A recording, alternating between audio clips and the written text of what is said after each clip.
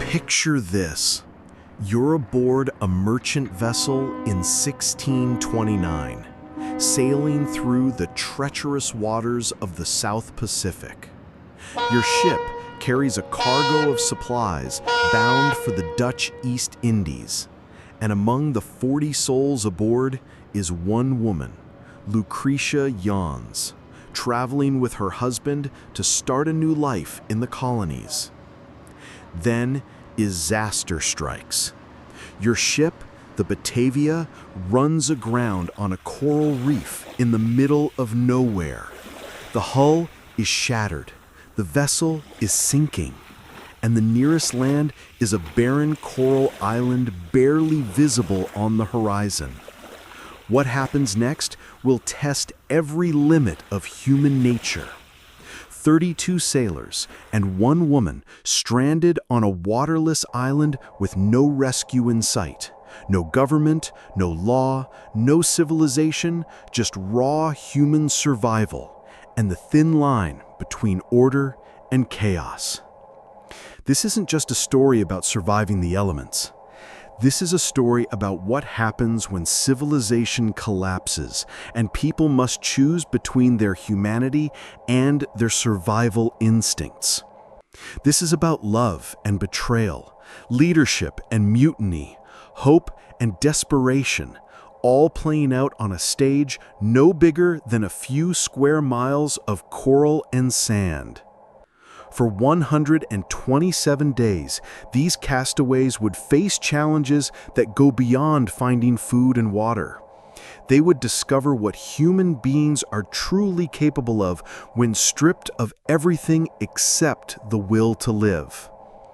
This is the story of the Batavia's survivors, a tale so shocking, so brutal, and ultimately redemptive that it reads like fiction. But every word is true.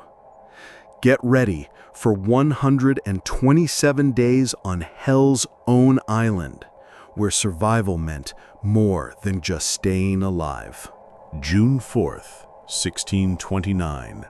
Dawn was breaking over the Indian Ocean when Captain Arjan Jacobs felt the Batavia shudder beneath his feet with a grinding sound that every sailor dreads. The sound of a ship's hull meeting coral reef at full speed. The Batavia was a pride of the Dutch East India Company fleet. 180 feet long, armed with 24 cannons, carrying a fortune in silver coins and trade goods bound for the Spice Islands. She was also carrying 341 passengers and crew, including Lucretia Jans, the 27-year-old wife of Boudewijn van der Meulen, a company official. The impact was catastrophic. The coral reef tore through the ship's hull like a knife through paper. Within minutes, seawater was pouring into the lower decks. Within an hour, it was clear that the Batavia was doomed. "Abandon ship," Captain Jacobs ordered. But in the chaos and terror of a sinking vessel, organization quickly broke down. Euronymous Cornelius, the ship's undermerchant and a man whose name would become synonymous with evil, took charge of loading the longboats. A charismatic leader with cold, calculating eyes, Cornelius had been plotting mutiny even before the shipwreck. Now he saw opportunity in disaster. Lucretia Jans found herself separated from her husband in the chaos. Pushed into a longboat with 32 sailors and a handful of other passengers, she watched in horror as the Batavia, her home for the past 6 months, slipped beneath the waves. The longboat made for the only land visible, a small coral island about 2 miles from the wreck site. Barely 500 yards long and 200 yards wide, it was nothing but sand, coral, and scrub vegetation. No trees, no fresh water, no shelter. But it was land, and for people who had just watched their ship sink, it looked like salvation. WWII, a 28-year-old soldier and natural leader among the castaways, organized the initial landing. "We need to inventory our supplies, find fresh water, and set up shelter," he announced. "And we need to do it before nightfall." Their supplies were pitiful. A few barrels of ship's disket that had been saved from the wreck, some water casks, most contaminated with seawater, basic tools and weapons, the clothes on their backs. Most critically, they had no way to signal for rescue and no idea if anyone else had survived the wreck.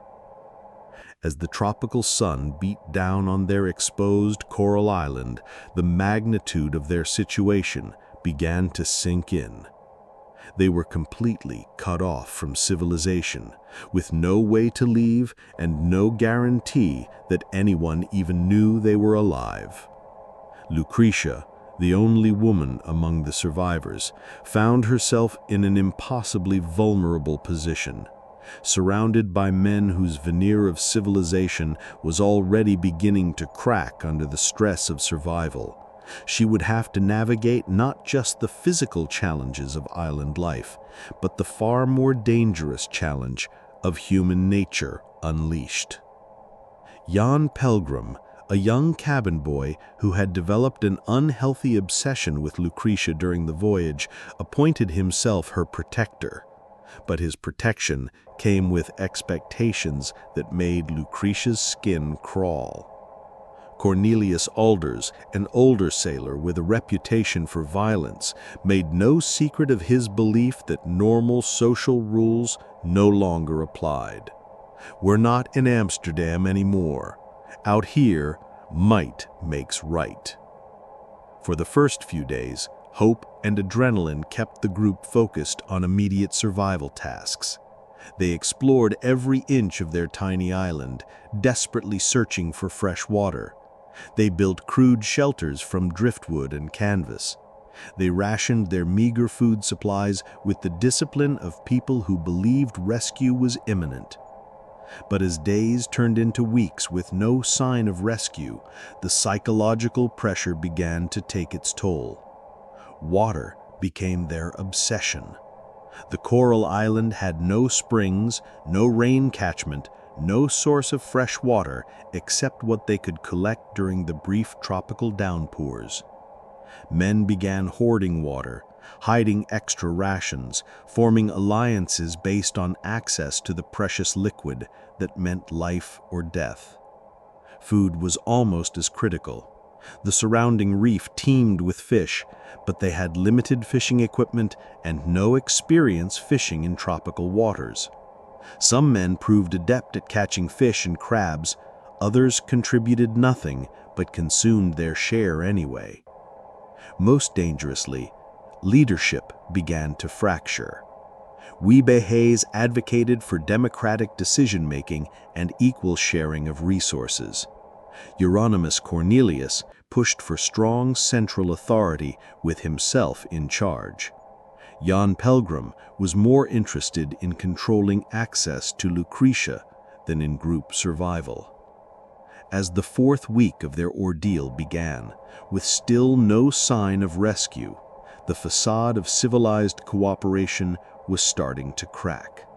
The island that had seemed like salvation was becoming a prison where 33 people would discover the darkest aspects of human nature. And in the center of it all was Lucretia Jans, one woman whose very presence was becoming a flashpoint for conflicts that would soon turn deadly. Week 5 on the island. What had started as a temporary survival situation was becoming a permanent way of life. And with that realization came the need to establish some kind of social order among the castaways. WWII had emerged as the natural leader among those who wanted to maintain civilized behavior. A career soldier with experience and leadership, he understood that their survival depended on cooperation and discipline. "We need rules," Hayes announced during one of their evening gatherings around the driftwood fire. "We need to establish duties, ration schedules, and consequences for those who don't contribute to the group." But Hieronymus Cornelius had very different ideas about leadership. Cornelius was a master manipulator who had spent the voyage from Holland cultivating followers among the ship's crew. Charismatic and intelligent, he presented himself as a man of vision who could lead them through their ordeal. But beneath his smooth exterior lay a cold calculation that saw the other castaways not as fellow humans, but as resources to be used or obstacles to be eliminated. "WWII speaks of rules and cooperation," Cornelius said, his voice carrying the authority of someone accustomed to command. "But look around you. We're not in Holland anymore. We're not bound by Dutch law or Christian morality. We're in a state of nature where only the strong survive." The philosophical divide between Hayes and Cornelius reflected a deeper truth about their situation. They were essentially conducting an experiment in human society, starting from scratch on a tiny island where every decision could mean life or death. Lucretia Jans found herself caught in the middle of this power struggle, acutely aware that her survival might depend on choosing the right side. As the only woman among 32 men, Lucretia's position was precarious in ways that went far beyond the physical challenges of island survival. In 17th century Dutch society, women were protected by law, custom, and social structure. On the island, those protections had evaporated. John Pelgrim, the young cabin boy who had declared himself her protector, was becoming increasingly possessive and demanding. "You need me, Lucretia," he would whisper during their daily water collection trips. "Without my protection, you're defenseless against men who see you as available." The threat was both implicit and terrifying. Pelgrim's protection came with the expectation of sexual favors that Lucretia desperately wanted to avoid. But rejecting him might mean losing the only ally who stood between her and much worse treatment from the other men. Meanwhile, the daily struggle for survival was taking its toll on everyone. Water remained their constant obsession. The island's only source of fresh water was rainwater that could be collected during storms, and tropical downpours were unpredictable. They had fashioned collection systems from canvas and containers salvaged from the wreck, but storage was limited and evaporation was rapid in the constant heat. Gisbert van Welderen, one of the older sailors, had appointed himself watermaster, controlling distribution with an iron fist. But his fairness was questionable. Those who supported Cornelius seemed to receive slightly larger rations, while Hayes's supporters found their shares mysteriously reduced. Food was equally challenging. The coral reef surrounding their island was rich with marine life, but harvesting it required skill, equipment, and considerable risk. The reef's sharp coral could inflict cuts that quickly became infected in the tropical environment. The tides and currents were treacherous for inexperienced swimmers. Andries de Vries, a sailor with fishing experience, had become invaluable to the group's survival. His ability to catch fish, trap crabs, and harvest edible seaweed made him one of the most important members of their tiny society. But de Vries was also crude, violent, and increasingly vocal about his belief that Lucretia should be shared among the men. "She's just one woman among 32 men," de Vries argued during one evening's discussion. "Nature demands balance. She can't remain untouched while the rest of us suffer." The comment sent chills through Lucretia, but it also revealed the growing tension that was building within the group. Sexual frustration, combined with the stress of survival and the breakdown of normal social controls, was creating a powder keg of dangerous impulses. WWII attempted to maintain order through appeals to morality and civilization. "We are still Christians," he reminded the group. "We are still Dutch citizens. Our situation doesn't change our fundamental obligations to treat each other with dignity and respect."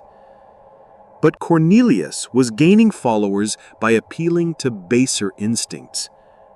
Dignity and respect are luxuries for people with full bellies and comfortable beds. We're fighting for survival here. The weak serve the strong, or they die. As their second month on the island began, the philosophical divide was becoming a practical crisis. Hayes's followers, mostly older sailors and craftsmen who valued stability, controlled the higher ground on the island's coral ridge. Cornelius's supporters, younger, more aggressive men who were attracted to his promises of absolute freedom, dominated the beach area where most of the food gathering took place. Lucretia found herself literally caught in the middle of this power struggle, her small shelter positioned between the two camps like a neutral zone in an undeclared war. But neutrality was becoming impossible. Both sides wanted her support, her presence, her body, and both sides were making it clear that remaining uncommitted might not be an option much longer. As tropical storms lashed their tiny island and the relentless sun beat down during clear days, the castaways were discovering that surviving the elements was only the beginning of their ordeal. The real test would be whether they could survive each other. Day 63. 2 months and 1 day since the Batavia had run aground, and the thin veneer of civilization that had held the castaways together was finally beginning to crack. The morning started like many others, with a fight over water rations. Cornelius Alderses accused Matthias Beer, one of Hayes's supporters, of stealing water during the night. Beer denied it, but the accusation escalated quickly into shoving, then into the kind of vicious brawl that could only happen between men pushed beyond their limits. "Enough!" WWII shouted, pulling the two apart. But the damage was done. Beer's nose was broken, streaming blood onto the coral sand. Aldous' had deep scratches down his face. More importantly, the incident had crystallized something that everyone had been feeling, but no one had wanted to acknowledge. They were no longer civilized men cooperating for survival. They were becoming something else entirely. Geronimus Cornelius watched the fight with cold satisfaction. Violence served his purposes perfectly. Every breakdown in order, every failure of Hayes's democratic leadership drove more men toward his vision of strong authoritarian control. "This is what happens when weak men try to lead. Chaos, violence, waste of precious energy and blood. What we need is decisive leadership that doesn't hesitate to use force when necessary." Lucretia Jans observed the fight from her small shelter, her heart racing with fear that had nothing to do with the immediate violence.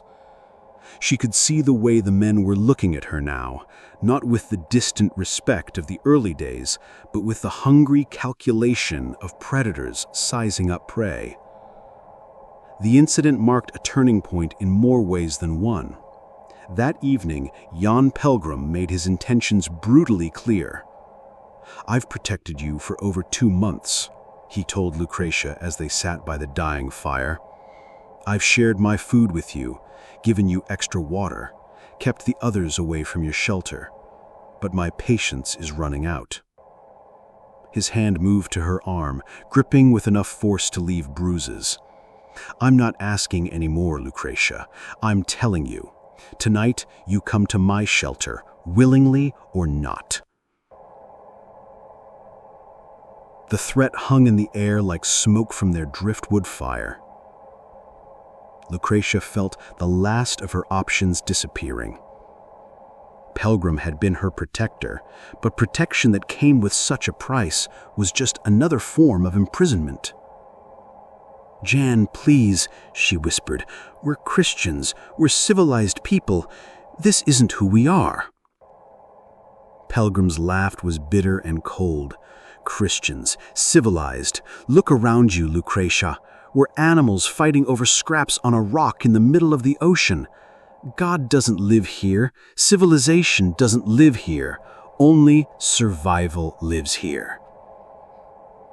But before Pelgrim could act on his threat, Andres de Vries intervened, not out of chivalry, but out of his own competing claim. "The woman belongs to all of us," de Vries announced, his voice carrying clearly in the still night air.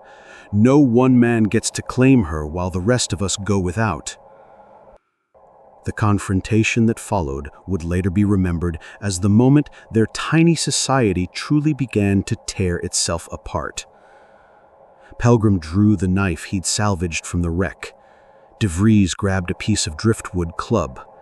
Other men began choosing sides, arming themselves with whatever weapons they could find. In seconds, their small island was on the verge of a battle that could kill half their number. It was WWII Hayes who prevented the immediate bloodshed, stepping between the two armed men with the calm authority of a veteran soldier.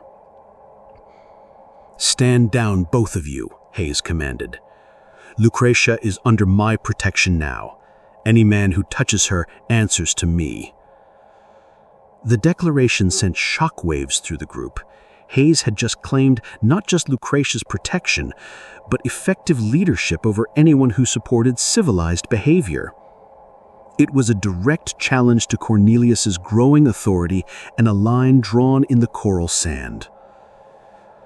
Cornelius smiled with the cold satisfaction of a chess player who had just seen his opponent make a critical error.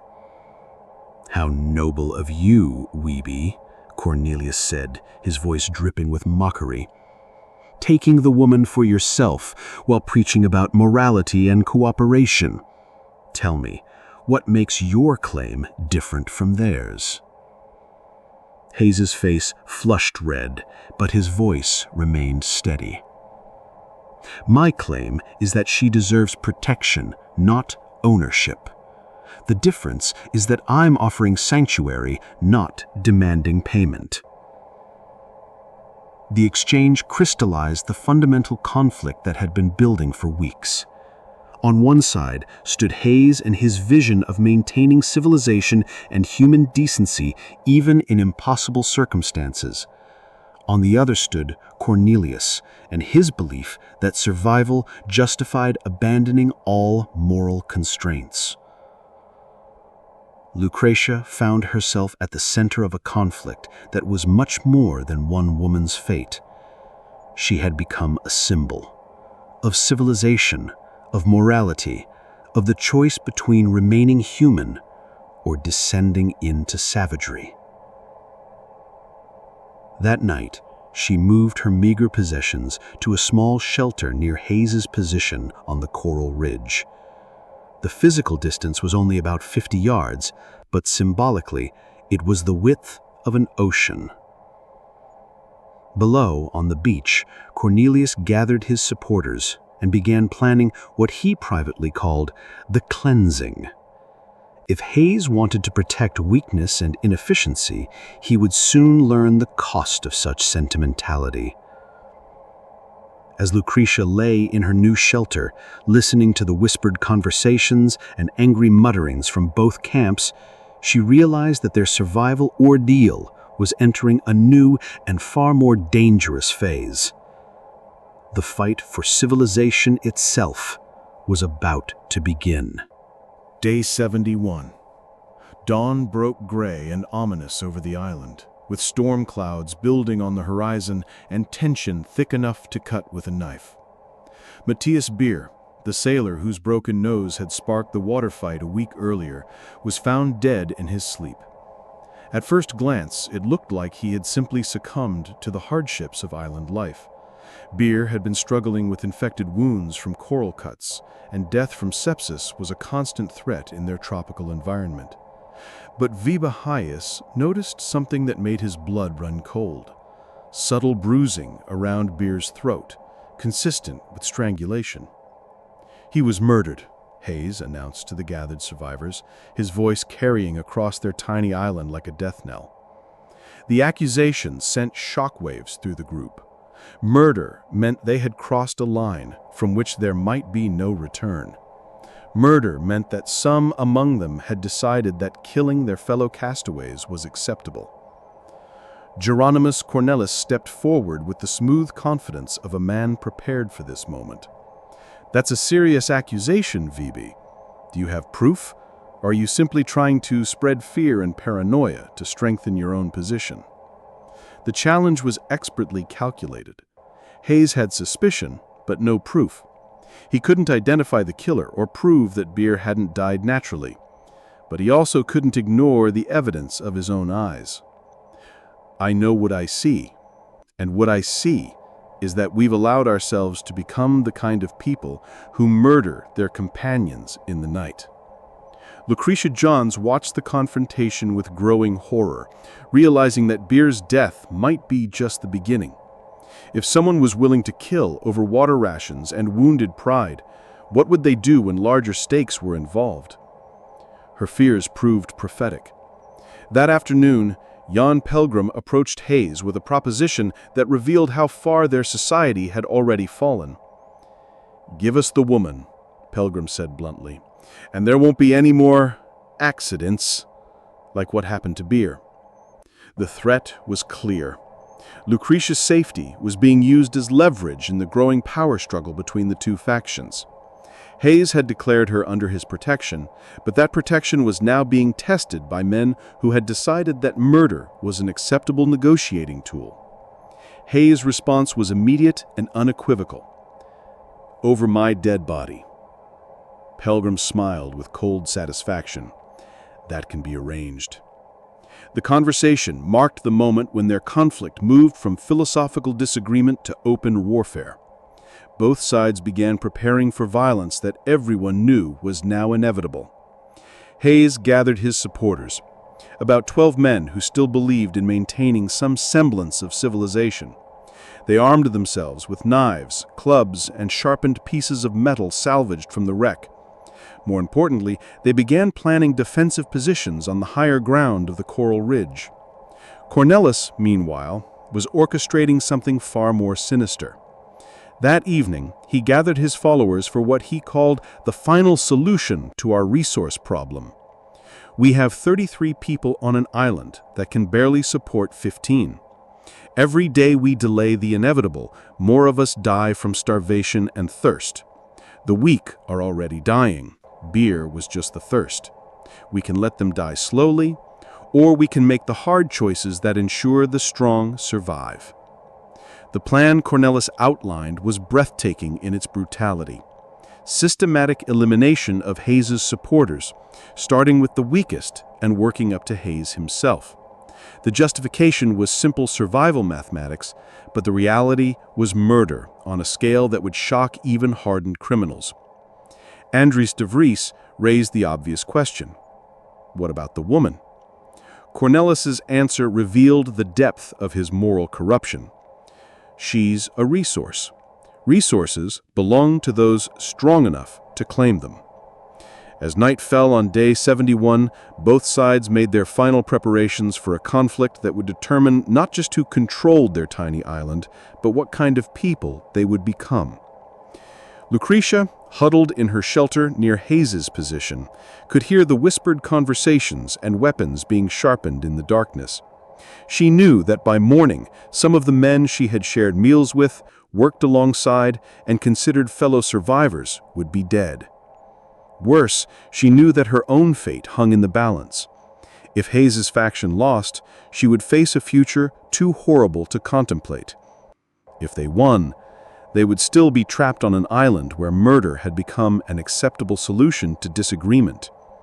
As the first drops of rain began to fall from the storm clouds that had been building all day, Lucretia Johns prayed, for the first time since the shipwreck, not for rescue, but for the souls of men who had forgotten they were human. The killing was about to begin. Day 72. The storm that had been threatening finally broke just before dawn, bringing torrential rain and winds that howled across their tiny island like the voices of the damned. Hieronymus Cornelis chose the storm as cover for what he privately called the purification.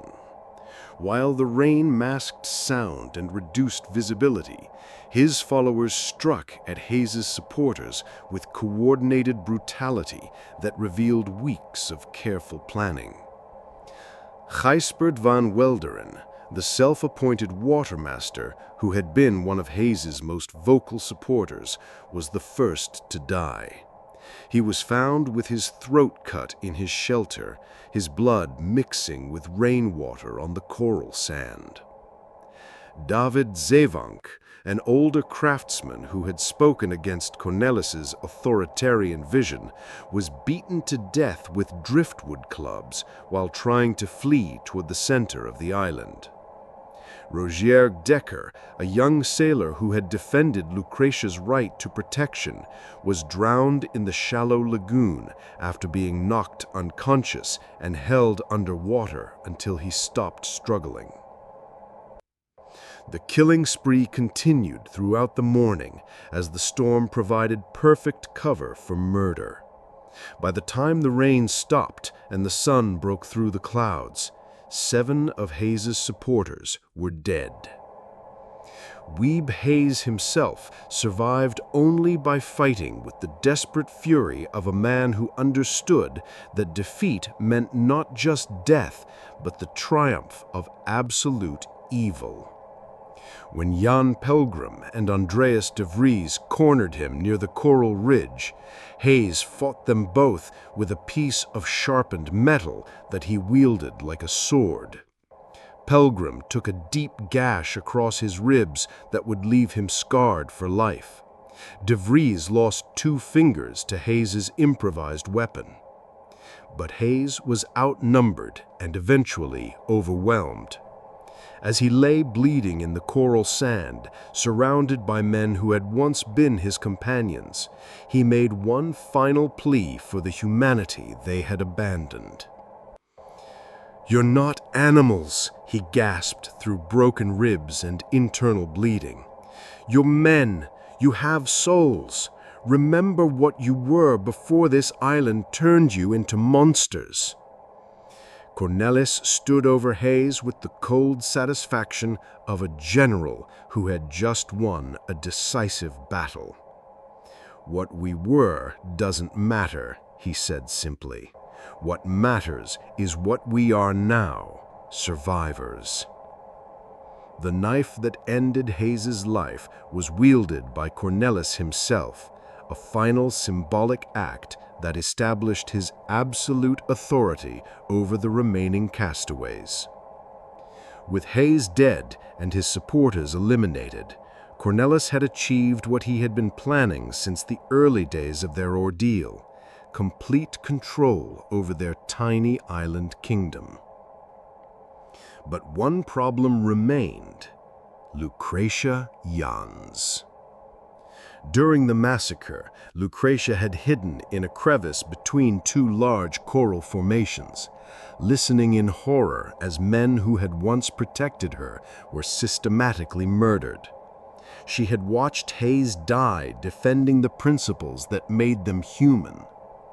She had seen civilization collapse in the space of a single morning.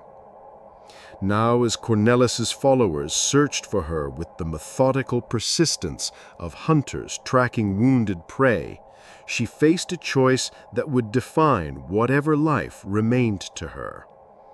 She could surrender and accept whatever fate Cornelis had planned for her, or she could run, knowing that on an island barely 500 yards long, there was nowhere to hide forever. She chose to run. Using skills she had never known she possessed, she evaded her pursuers for 3 days and nights. She learned to move silently across the coral, to find hiding places in terrain that seemed to offer no concealment, to survive on rainwater collected in cupped hands and whatever edible plants she could find. But on the 3rd night, hunger and exhaustion finally caught up with her. Pelgrim found her collapsed near the island's southern point, barely conscious and weak from dehydration. As he dragged her back toward Cornelis's camp, she knew that her ordeal was entering its final and most terrible phase. Cornelis had established himself as absolute ruler of their coral kingdom, with Pelgrim and De Vries as their lieutenants. The surviving castaways, now reduced to 14 men and 1 woman, lived under a reign of terror where any sign of dissent meant immediate death.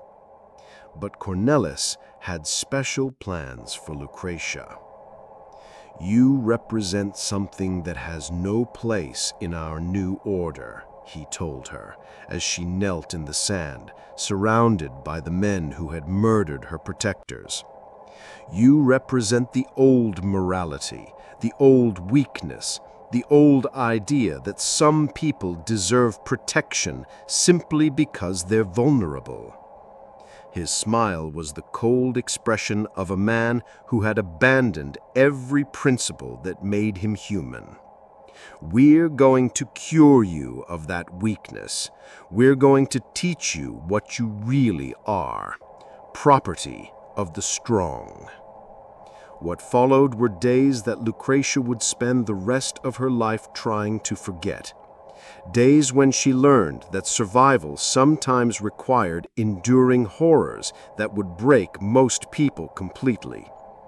But something remarkable happened during those dark days. Instead of breaking, Lucretia began to plan. Cornelis had made one critical error in his reign of terror. He had assumed that destroying her protectors would destroy her spirit. Instead, it had taught her that if she was going to survive, she would have to save herself. And somewhere in the back of her mind, a desperate plan began to form. Day 89. 17 days had passed since the massacre that established Euronymous Cornelius's absolute rule over their Coral Island kingdom, and Lucretia Jans had learned to survive in ways that would have been unimaginable to the merchant's wife who had boarded the Batavia 4 months earlier. Outwardly, she appeared to be exactly what Cornelius wanted, a broken woman who had accepted her fate as property of the strong. She performed the tasks assigned to her without complaint. She endured the daily humiliations designed to remind her of her powerlessness. She showed no sign of the resistance that had gotten so many others killed. But inside, she was planning. Cornelius had made several crucial mistakes in his assumption of absolute power. First, he had become overconfident, believing that the elimination of Hayes and his supporters had removed all threats to his authority. Second, he had underestimated the intelligence and determination of the woman he was tormenting. And third, he had failed to notice that not all of his followers were completely loyal to his vision of savage survival. Conrad van Huysen, one of the younger sailors who had joined Cornelius's faction more from fear than conviction, was beginning to have serious doubts about the path they had chosen. The systematic murder of their companions, the brutal treatment of Lucretia, the complete abandonment of any moral principles, it was not the survival strategy he had thought he was supporting. Lucretia had noticed Van Huysen's growing discomfort during the evening gatherings where Cornelius held court like a tyrant king. She had seen him flinch when Cornelius described plans for further purification of their group. Most importantly, she had caught him staring at her with something that looked like guilt and sympathy, rather than the predatory hunger she saw in the eyes of the others. On day 93, she took the enormous risk of approaching him. "Conrad," she whispered when they were briefly alone near the water collection area. "This isn't who you are. This isn't who any of you were before the island." Van Huysen's response was immediate panic. "Don't talk to me," he hissed, looking around frantically to make sure they weren't being observed. But Lucretia had seen the flicker of conscience in his eyes, and she pressed her advantage with the desperate courage of someone who had nothing left to lose. "He's going to kill you anyway," she said simply. "You've seen how he operates. First, he eliminated Hayes's supporters. Then he'll eliminate anyone whose loyalty isn't absolute. How long do you think before he decides you're a threat?" The question struck home because Van Huysen had been thinking the same thing. Cornelius's paranoia was growing daily. Men who had been trusted lieutenants yesterday found themselves under suspicion today for the slightest hesitation to follow orders. "What are you proposing?" Van Huysen asked, though his voice made it clear he was terrified even to be having the conversation. Lucretia's plan was audacious in its simplicity. They would signal for rescue. For months, all the survivors had assumed that no rescue was coming because no one knew where they were. But Lucretia had realized something that the others had missed. The Dutch East India Company would eventually send ships to investigate the Batavia's disappearance. When those ships came, they would search the most likely areas for survivors. "We need to build a signal fire," she explained. "Something visible from miles away. And we need to time it for when rescue ships are most likely to be searching." The plan had obvious problems. Any attempt to build a large signal fire would be noticed by Cornelius and his followers. The materials needed, dry wood, kindling, something to create heavy smoke, would have to be gathered secretly over days or weeks. Most critically, they would need to overpower or distract Cornelius's guards when the time came to light the fire. But it was the first real hope Lucretia had felt since Hayes's death, and she was determined to make it work. Over the following days, she and Van Huysen began secretly preparing. They identified Dirk Gerrits, another sailor whose loyalty to Cornelius was weakening, and carefully brought him into their conspiracy. They began collecting dry driftwood and hiding it in crevices around the island. They studied the daily routines of Cornelius's most loyal followers, looking for opportunities when their attention might be diverted. Most importantly, they began watching the horizon for any sign of approaching ships. On day 108, their patience was rewarded.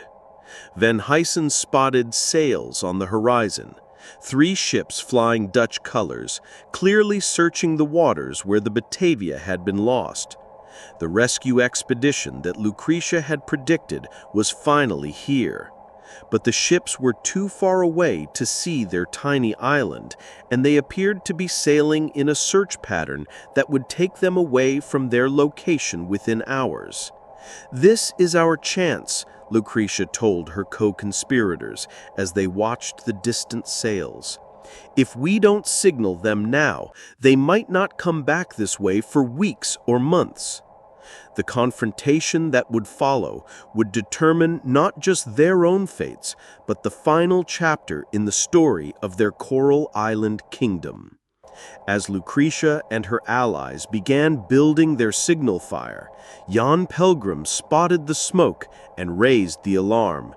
Within minutes, Cornelius and his remaining followers were charging across the coral toward the fire, weapons drawn and murder in their eyes. The final battle for the soul of their tiny civilization was about to begin. Day 109, October 17th, 1629. The smoke from Lucretia Johns's desperate signal fire rose like a prayer into the tropical sky, visible for miles across the Indian Ocean to the 3 Dutch ships that represented salvation, or damnation, depending on what the rescuers found when they reached the island.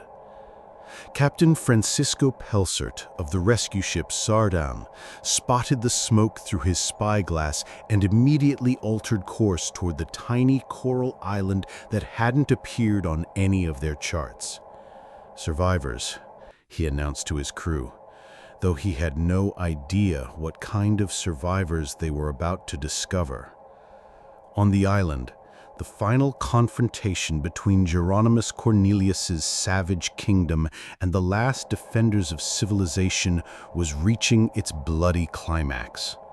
Cornelius and his followers had reached the signal fire just as the dry wood caught and began producing the thick, dark smoke that would guide the rescue ships to their location. But instead of joy at the prospect of rescue, Cornelius felt only rage at this challenge to his absolute authority. "You've doomed us all," he screamed at Lucretia as his men tried to scatter the burning wood and destroy the signal. "They'll investigate what happened here. They'll learn about the deaths. We'll all hang for what we've done." But it was too late. The signal had been seen, and the Dutch ships were already closing the distance to their island. Within hours, their coral kingdom would be subject to the laws and justice of the outside world that Cornelius had tried so hard to escape. In his fury and desperation, Cornelius ordered his followers to kill Lucretia and the 2 men who had helped her. If he was going to face Dutch justice for the murders he had already committed, he reasoned, a few more deaths wouldn't matter. But Conrad von Huyssen and Dirk Gerritz had reached the same conclusion as their leader. They were all going to hang anyway. The difference was that they chose to spend their final hours trying to redeem themselves rather than committing more atrocities. The fight that followed was brief but decisive. Von Huyssen tackled Jan Pelgrim before he could reach Lucretia with his knife. Gerritz wrestled Andreas de Vries to the ground, suffering a mortal wound but preventing another murder. And Lucretia herself, empowered by months of survival and the knowledge that rescue was finally at hand, fought Cornelius with a piece of coral rock that she wielded like a club. When Captain Pelsert's longboat reached the beach 2 hours later, they found a scene that would haunt them for the rest of their lives. Bodies of murdered castaways lay scattered across the coral sand, some fresh from the final battle, others rotting in the tropical heat after weeks of decomposition. The survivors who greeted them were barely recognizable as human beings, skeletal figures with wild eyes and clothing that had rotted to rags. But most shocking of all was the story that emerged as Pelsert questioned the survivors. Of the 40 people who had reached the island after the Batavia's wreck, only 7 were still alive. The rest had been systematically murdered by Cornelius and his followers in a reign of terror that had transformed their coral refuge into a charnel house. Lucretia Johns, the only woman among the survivors, had endured horrors that no civilized person should have to face.